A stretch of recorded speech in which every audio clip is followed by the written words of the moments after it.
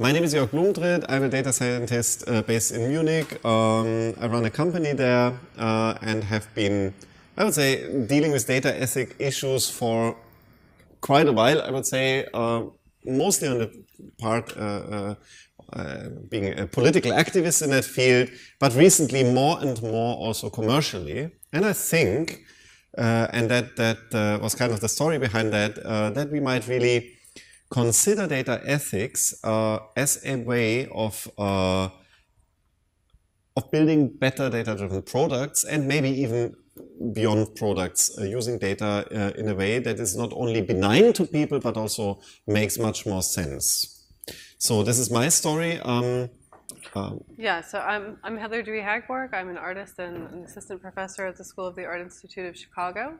And the reason why I would be interested in talking about data ethics is that my work is research-based and has for many years now dealt with issues around, in particular, surveillance and looking at algorithms and ways in which technological systems have these kind of political effects. So that is something that I just finished a dissertation on, actually, looking at post-genomic identity and biopolitics, and so that will filter into this discussion as well. So we'll be looking not only at data ethics in the kind of way you might expect, looking at traditional electronic or digital data, but we're also going to talk about biodata. I mean, data has not been that much a thing like 15 years ago. We all were there, I guess, when the term data science suddenly became a thing. And I would say that's a very telling thing. If you think of the 1970s, when computers emancipated themselves from electrical engineering and mathematics and signal processing, and it was suddenly necessary to think of computers as an object that would be worthwhile having a science for. That was computer science. And I think we are witnessing exactly the same thing with data. It makes sense to think of data as something, as an object in itself worth concentrating on.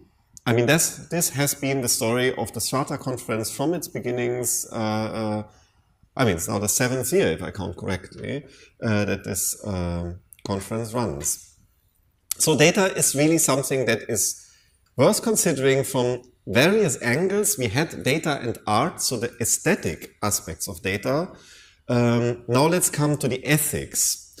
And why is that so important? I mean, the point is that we have data everywhere. Data is collected accidentally and intentionally on all occasions, following our lives, whatever we do, wherever we go. So this is just, I mean, it's a very familiar view that to all of you. This is my Twitter analytics profile. So you see my my followers. I'm not very proud about the gender distribution here. Find it much more interesting how Twitter sees the wealthiness of my followers. This is really remarkable. I didn't expect that before they had the tool up. And so on. So you see immediately that the data of my tweets and people who follow me, the follower network, is highly relevant in making kind of decisions, in making assumptions about my life. I mean, these data is nowhere revealed directly. It is calculated. It is estimates. So that's an important aspect of ethics also. The second dimension of this pervasiveness of data is mobile data. I've just chosen this quite recent story. You have all heard that Uber was accused in kind of creepily sucking Wi-Fi data from people's mobile phones and surveying people. And Uber then came up with, no, it is the US government that forces us to do that. So kind of turning that around, but still, I mean, what tells you that is that the data that our phones continuously monitor, wherever we carry them is quite telling. This is just around my office. All the Wi-Fi is in reception. I took that directly from my phone with an app that collects the Wi-Fi routers, and you can immediately see by the names of these Wi-Fis if that is an office building or a residential area. So it's really very telling data. What we did in my company, for example, was using this data and make lexicographical analytics on that, where you can see what kind of offices these are, if people would, for example, change the default name of their routers and the like, which is very telling on people's lives. And this is just everywhere. So there's no place left that is not covered in data. And we are covered in data. We're made of data. So we often talk about these kinds of social data and mobile data, but we don't often talk about maybe the most intimate and personal data of all, which is the DNA and biological data that makes up our bodies themselves. And so if you were here in the previous talk, you might have already heard me talk about this. So I worked on a project called Stranger Visions, where I collected basically the traces that strangers shed in public of themselves, of their biodata. And so this is one of the ways in which our biodata is accessible. So the fact that we are not at all thinking about the saliva that we're leaving on your cups and the hairs that you're shedding behind and all of the skin cells and everything you're touching. So all of these things can be harvested for your data. And not just for your metadata, for the data that actually makes you. So you could be cloned, for example. I mean, to go sort of into the maybe far end of that. So that's one aspect of this. And then if we're thinking about sort of what big biodata would contain, so there would be your genomic data. There's also all kinds of data around proteins and your microbiome and many other forms of biodata. In addition to the kind of traces that you're leaving without thinking about it, there's also the traces that are taken from you without consent, and we'll talk about consent a little bit later on. But this comes into play when, for example, you might go to the hospital and have blood taken. There's a little extra blood. That blood then gets sold. The data is taken from that blood and then parceled out to researchers. So that's another way in which biodata is being harvested or rendered. And that's a point not only in the US. I mean, we have exactly the same going on here in Germany, for example. So Germany is regarded as an extremely strict country in regard to privacy. But what happened is that suddenly it became apparent that hospital chains and also data processing companies dealing for pharmacies would sell all the patient data to IMS Health, a big data broker in the health data market. It's not resolved yet. There's a court case pending, so it's unclear how that will be resolved legally. But still, it kind of tells that while we might be very aware of these ethical questions and privacy questions in social media, I mean, everyone is discussing Facebook's privacy policy or so. This is highly criticized. Very much less is really discussed in other fields that might be much more invasive to our lives, like healthcare. So it's really fascinating to see the pervasiveness of it, and so it's really worthwhile thinking of the ethical implication, not fall into some kind of paranoia here and bemoan that, but really get a step ahead of that. And just to also add on to the medical records thing, so the selling of medical records is really a commonplace thing. So it's not that this is some exception in Germany, but this is very commonplace practice.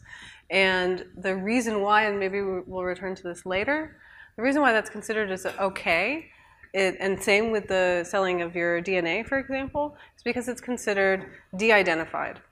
And so that's worth kind of keeping in mind as we talk about these other examples and think about these things, which if you work with data, you probably already realize that really nothing can ever be de-identified, right? You can always kind of figure out some way to trace it back, or at least predict who that might belong to.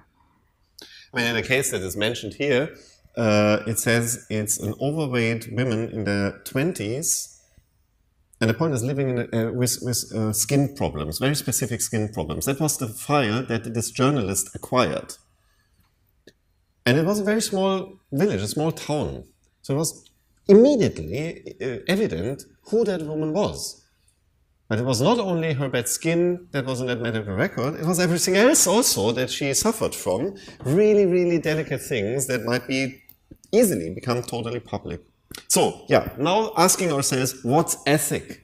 So we are not interested in telling you what's good or bad, because that's actually what ethic is about. So ethics is a, I try to sketch that here. So you see philosophy, kind of the rooting from that, the tree, and the branches here. Logic is about what's true or false. That's what can be calculated. Computer science, I mean, at least programming, is a part of logic, as is mathematics.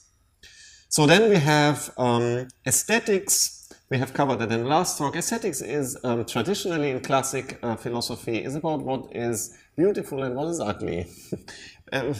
Or put it other ways, what would we perceive? What's our experience on things? Then we have what things is made of. What is nature? That is physics. Of course, this has many sub-branches, as we know, like chemistry, medicine, biology, and all these things now. And finally, ethics. And ethics answers the question, what is right or wrong? But not in itself, but and we are particularly interested in that, in giving us the tools to ask this question properly. And that's what we try to kind of circle around now and make it more clearly, so that that we can really use it. So thinking of offerings that of services that are offered. They've chosen here an interesting example of a service that at first sight is kind of ethical, but at second sight might be, I would say, more complicated.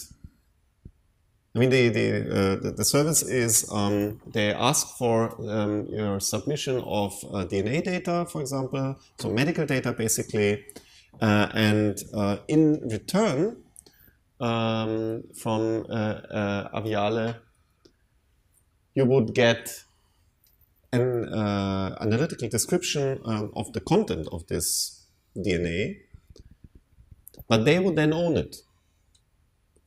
So it's kind of the same deal that you have with many of the services that we are usually using every day. Think of Facebook. The deal is you can use it as a messenger, you can post your posts, but they own all the data.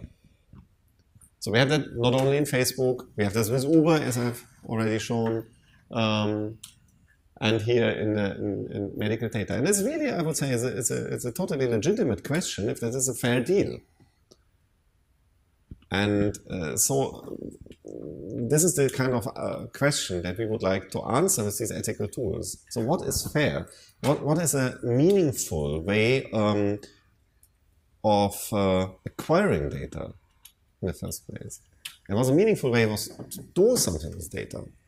And I think, so this particular company is just one instance of what we're seeing as a really burgeoning practice of kind of copying the business models from Silicon Valley directly into the biotechnology sector. So figuring out ways of extracting value from things that may not have had value before, these accumulations of different biodata. So this company, for example, basically asks you to give them everything. So everything that you could possibly come up with. So definitely your DNA, definitely your microbiome, definitely your Fitbit data, and then everything else that you can think of. And then, you know, they offer you in return this kind of, you know, suggestions about your health and lifestyle changes.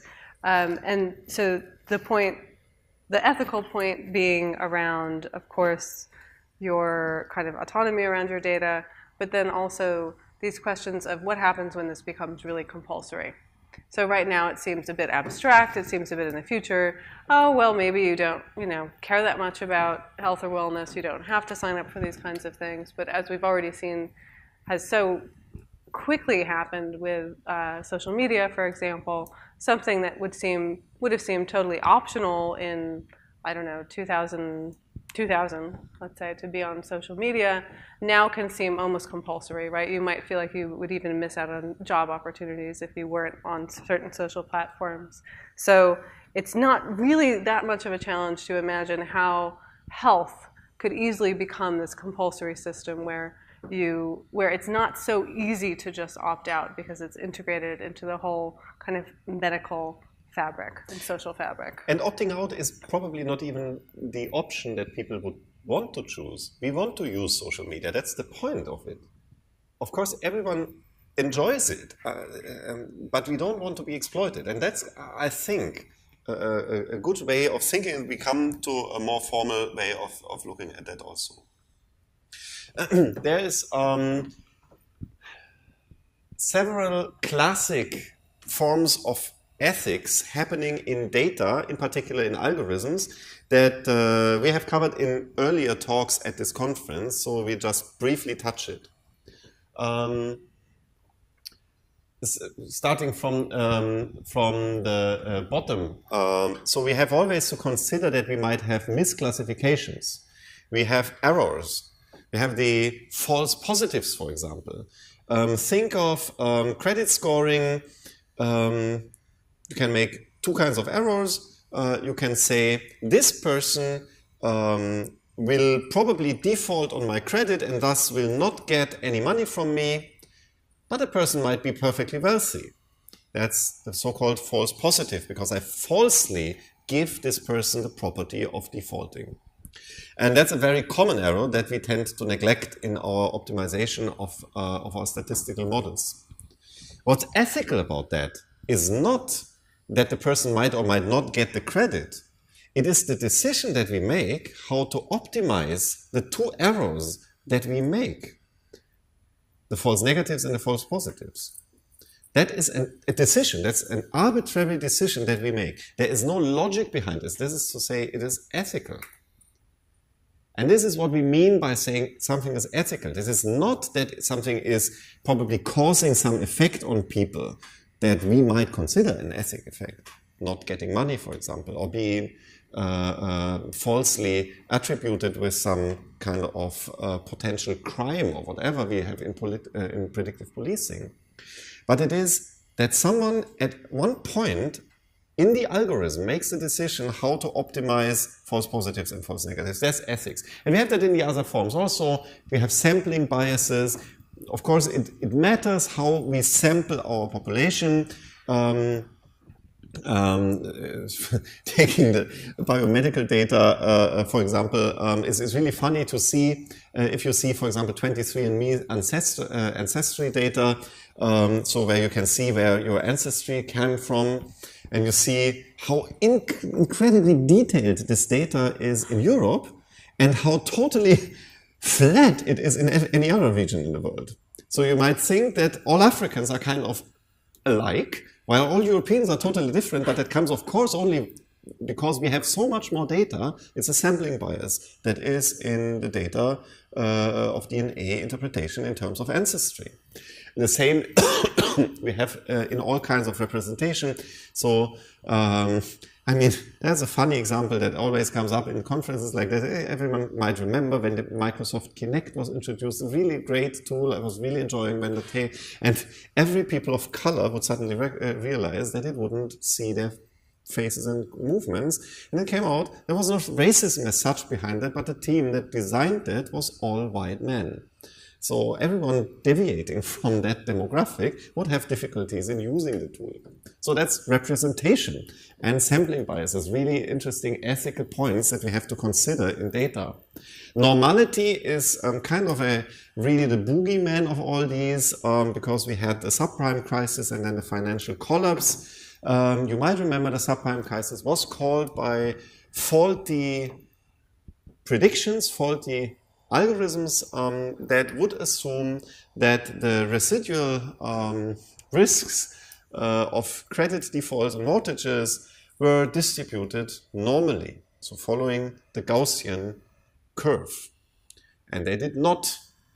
They were not even measurably distributed. They followed a Cauchy distribution that would have infinite moments. So that was really bad. So the occurrence of what would be clearly an outlier, like 3 or 4 standard deviations from the mean, neglectable probability in a Gaussian distribution would in a Cauchy distribution be of probability like of 5% or so. So really, really considerable. So that's normality and all these distribution assumptions that we always have to take into consideration. It is so easy to go for these simple solutions that base themselves on normality. There's an ethical decision. There's no logic in the data. We don't know the causal distribution of data except for very few physical processes as in quantum physics. So there's no logic that any social data is normally distributed. What is the axioms of a normal distribution? When can we apply that? Infinite repetition of the same experiment. I mean, how should that happen with people, frankly? It's obvious that that can't be. It's always only an estimate, and it can be a very bad estimate, as we have seen. And classification in the end, that's all kind of putting people into basket. That is a reduction into lower dimensionality, and that is the same. I mean, if I cut the world into very few pieces, I mean, that's a decision how I make that. There is always a continuum, except, again, in physics, in quantum physics, where we really have leaps between states. That is not true in the real world of the macroscopic universe. So I would say that's the things to keep in mind. So everything you have to do here to keep things in a good way, to be a good data scientist, is just check where you make an assumption, where you make a decision, where there is judgment and not logic in what you do. And you're fine.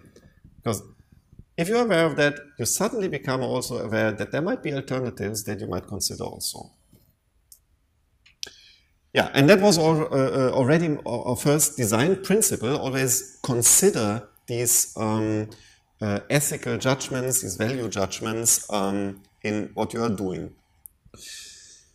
So the second design principle that we would suggest has to do with consent. So the topic of consent is definitely a huge one, and certainly something that's very that is seen a lot in the biomedical realm, especially. It's a place where there are actually some regulations around requiring consent. So for example, in order to take someone's biodata, if research is federally funded in the United States, you do need to get informed consent for that. But as many cases have shown us, there are so many other places in which consent is not required at all. So there's this kind of famous story. Has anyone here read The Immortal Life of Henrietta Lacks? Is that a familiar book to anyone? So this is, I would really recommend it. It's a best-selling book by the author Rebecca Skloot. And in this book, she tells the story of Henrietta Lacks, who was a black tobacco farmer from Roanoke, Virginia in the 1950s. She checked into Johns Hopkins Hospital with a really advanced case of cervical cancer. The doctor took a biopsy without her consent, took that biopsy to an aspiring tissue culture laboratory nearby, and there it was turned into the first ever immortalized cell line. That cell line lived on, it still lives on, it will live on presumably forever, and has been used in countless experiments. The DNA has been totally sequenced, published online. Never was anyone in the family consulted about this.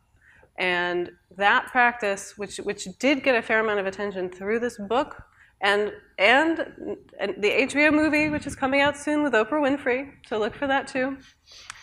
But this is a practice that's totally pervasive. This is not a kind of exception. This is the first instance of a practice that's expanded really dramatically while remaining relatively unregulated. And so in thinking about ethics and questions of consent, we, I think, really need to consider giving people some choice about whether they're opting into these things. And if I might add, the choice should not be take it or leave it. That's not a fair choice. In particular, not if the service is really unavoidable. I mean, there should always be a range of options, like, for example, deciding that, I mean, some targeting companies now actually go that way and, for example, to offer to users the option to not get targeted advertising. And I can only say, as being long-term in the field of advertising and in particular on the media agency side, that actually I would prefer to know which people wouldn't want my targeted ads. I mean, this kind of intrusive advertising is never really, I would say, of course there is spam, but I would say good brands, classic advertising would not want to go this route anyway. So that is kind of the thing that we are suggesting here as a second principle is consent. Consent should be informed consent, so people should really be able to understand what's up. It should definitely be not mandatory that you give away everything or get nothing back. And a good example that we found, I mean, it's quite okay, I would say, is 23andMe. I mean, the company has not the best, I would say, reputation for that, but in that respect, I would say it's quite okay. As I would say, the approach of Google with their ad preferences and many other, in particular in electronic media. So people have in social media have started realizing that, and in advertising also. So people might not be familiar with 23andMe. So 23andMe is a personal genetic profiling service. So it's one of these companies where you can, for $99 or $199, send away for a kit. They send you a tube, you spit in it, and then they give you back this genetic profile that tells you about your ancestry, fun traits like does asparagus taste gross to you, or no, does cilantro taste gross to you? And the asparagus is another fun trait. It's in your pee, yes. Can you smell asparagus in your pee is another fun trait, etc. And also some health data as well. So the point here about 23andMe is that they sell your data. I mean, of course, what would you expect? So what are they going to do with millions of people's genetic profiles other than find pharmaceutical companies to sell them to? But they do let you choose whether you want to participate in that or not, in addition to the in-house research that they do. So this is an example that I think is pretty decent because it's very straightforward, the display. I mean, they really say, do you want to opt into research or not? And that's, I mean, it's something that I think most people are aware of when they look at that. And then I just would also maybe mention that also in the bio realm, there's a project called the Personal Genome Project, which has asked participants to put as much of their personal data as possible. So not only their entire genome sequence, but also any kind of, certainly microbiome data. I mean, much like the kind of wellness startup stuff, but to make that totally public so that any one of you can go right now, go to Personal Genome Project, personalgenomes.org, and you can download massive amounts of people's biodata. But the interesting thing that they did, because they realized we're asking people to do this really invasive thing that could have real consequences for these people. I mean, they also asked them to post medical records, all of this stuff. But the thing that they did that I thought was so interesting was they have this very lengthy description of all of the bad things that can happen to you if your data is used against you. So for example, someone can take your DNA, they can sort of forge a sample of it, commit a crime, and frame you. That's actually in their description of all of the bad consequences that could come participating in their project. But what they do is they not only have you read this form, but they actually test you on it. So in order to participate in it, you have to pass an exam that shows that you understand the risks that you're getting into. And so it's not to say that that's a perfect model. I mean, it's really cumbersome. If you go and look at it, you'll see it's not at all an ideal setup. But I really like this idea that you would actually test whether people understand, because the question of how informed the consent really is so important. Another important design principle is that people own their data. I mean, we might not like that if we run a social media service or things like that. And owning data, for me, would always mean that there must be an API by which people would get a meaningful way of downloading their data. This is something that I find totally central.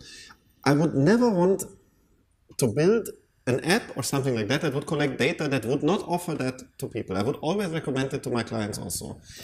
Because it's, I mean, how many people would really do that and then build something that would be a competition to your own services? It's totally ridiculous. People might very well come up with very nice ideas using their own data. And I would say the good guys from the bad guys, you can discern by how open these services allow you the download of your own posts and your own data that you create.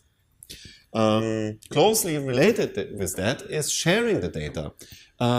This is just an example. This is a few years ago that I did with analyzing Twitter follower networks and finding relationships between people. This is no longer possible because the Twitter API is now more or less closed in that respect. Not even I, myself, can analyze my own follower network. This is kind of the application of it. This is something that I'm totally opposed to. I don't like it. I don't see the economic value in doing that. I don't see the loss of Twitter, Facebook, and all these other companies in restricting the data for me to look into my own network. So this is clearly, this is a demand that we have. We would postulate that people should care about that. And in the end, the concept that we want to formulate here is data courtesy. So just be kind.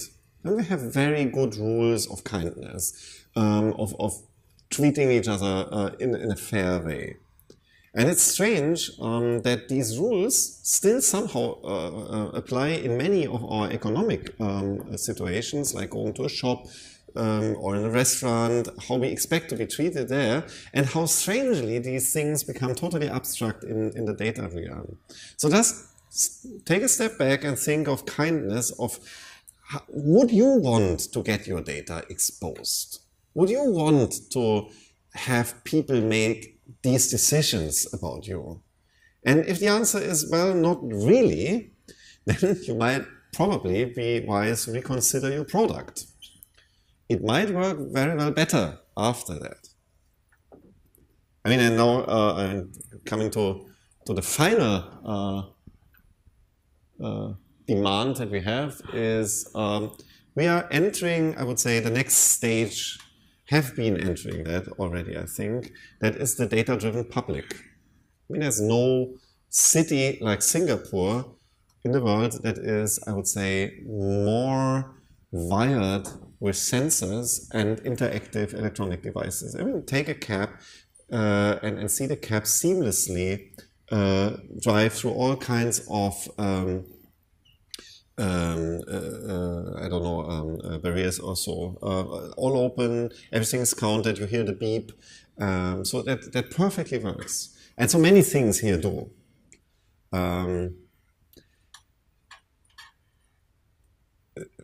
Having a smart city, to use that phrase, having Internet of Things, connected household appliances, having connected medical devices, and all these things is a very promising thing. I think that we might really profit from that as a society and might really live together in a much better way, in particular if you think of a planet that has close to 8 billion people soon. So we should not risk that by bad data policy. We should not risk that by making people buy Internet of shitty things. I mean, all these data breaches, all these unintentional invasions in people's lives that have just started and now occur every day should really make us think how we get these things kind of back to where they belong, into the house, domesticate them. I mean, keep them calm in a way and not let them loose. And the picture that I choose here, this is Manhattan. I just saw that this is one of these boxes that you might not notice easily. See the antenna on top of that. That's a mobile scanner. Obviously, someone has put it there to gather the data of people passing by. There's IMSI catchers and other mobile scanning contraptions. So the smart city, these technological things are already there. I don't think that we are using it properly. I think we should really see these data ethical principles applied to Internet of Things in particular, because that will be really so pervasive. And on the other hand, I would say the promise of it is really worth that we consider doing that in the right way. Yeah. So that's our proposal. We have made our plea. Maybe a quick summary of the principles. Yeah. So the principles. Yeah. So first, consider your statistical inputs in terms of distribution assumption, your classification methods, what kinds of representation you use, sampling biases, and in particular the classification errors that you make. So that's the, I would say, that's the basic to it all. Think of meaningful ways of consent. Get the data free to the users. Let them share the data in a meaningful way also. And be kind to your customers, to your clients. Yeah. Sure. We have 5 minutes left. We'd love to hear your thoughts. Really love to hear your thoughts. Thank you.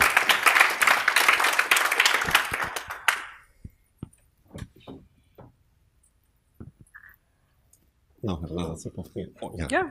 So you talked about the art project and analyzing DNA of people who didn't consent. They didn't have a reasonable expectation of privacy either. But did you confront any issues when you received the analysis? Like, depends on if you actually look for things, I suppose, but you could potentially discover that somebody's got a genetic condition that they might, you feel compelled to go try to find them because you've exposed some health risk that they may not be unaware of or something like that. Do you have any issues like that?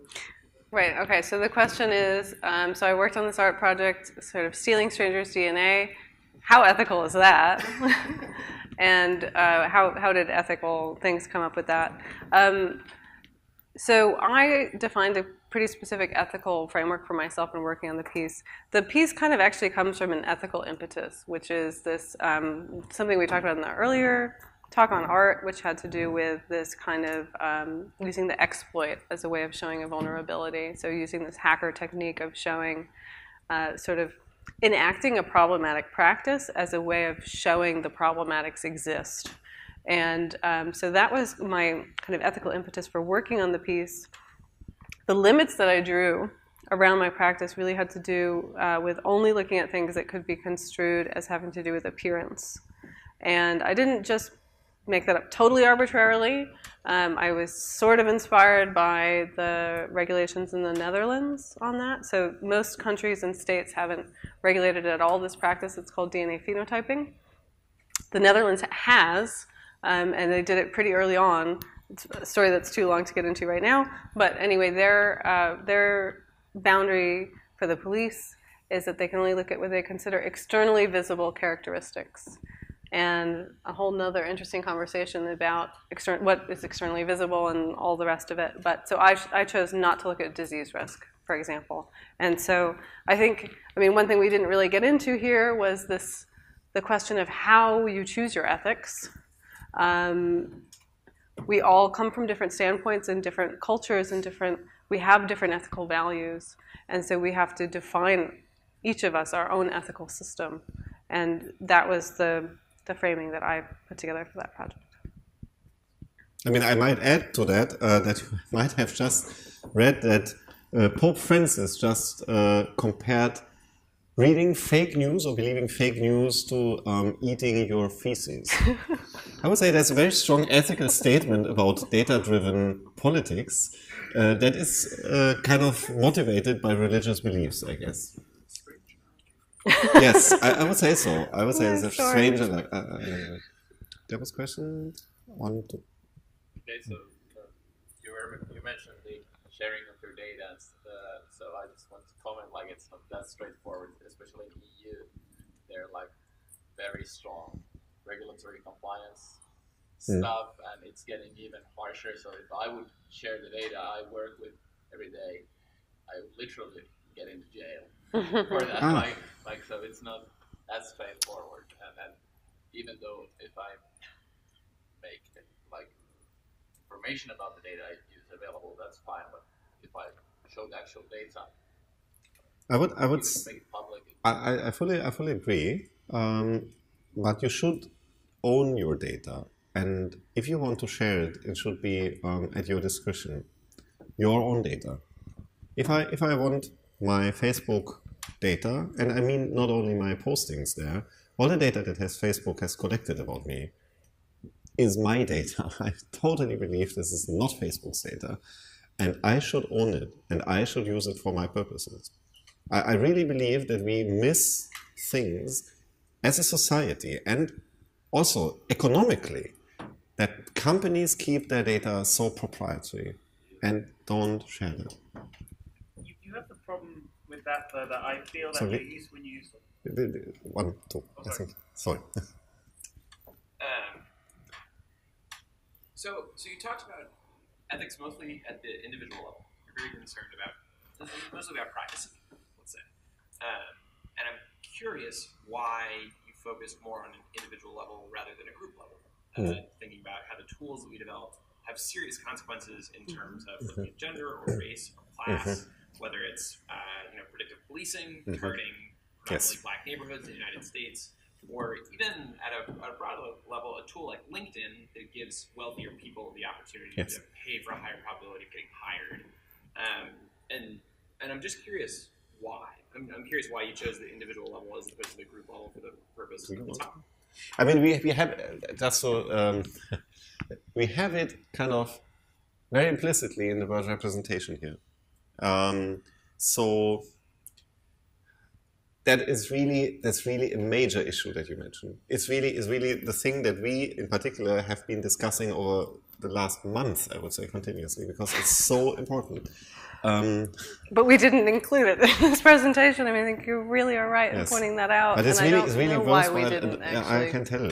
It's really a whole talk of its own, because you have then to ask how would we work with these patterns in the first place. I mean, how would we? I mean, Facebook, for example, gives you the choice of gender. I mean, that's quite open, so you can choose whatever gender you want. Except when you sign up. Still have to choose male, female today. Yeah. Which is amazing. With, totally weird also. But you can express yourself in terms of gender. But that might, I mean, at first sight, and this is the really complicated part in it, at first sight, that might seem like a good thing, very liberal, but people not aware of the consequences might put themselves in severe danger in societies where it might not be so liberal after all. And the second thing is, we have discussed that in a very nice session that we had in Data and Society in New York also. I mean, we have the chance now to keep on people on the individual level for the first time. That's really new. So we see people, I mean, Sandy Pentland, MIT Media Lab, kind of the godfather of sensory data and in particular of wearable technology, coined the term social physics. So kind of we will finally understand the real physics behind, I mean, really make sociology from a humanities to a science. That's kind of his time. And if you start seeing people all by themselves moving around, it's very clear that no two people are alike. So people are very different. So the variance between two individuals is always much, much bigger than the variance between these groups, for example, gender. The variance, for example, within, say, men, in terms of height, even these standard things, is much bigger than the variance between men and women as groups. I mean, that's true for nearly every kind of category that we find. But if we just skip these categories, we end up in no longer having a tool of seeing the injustice that's still there.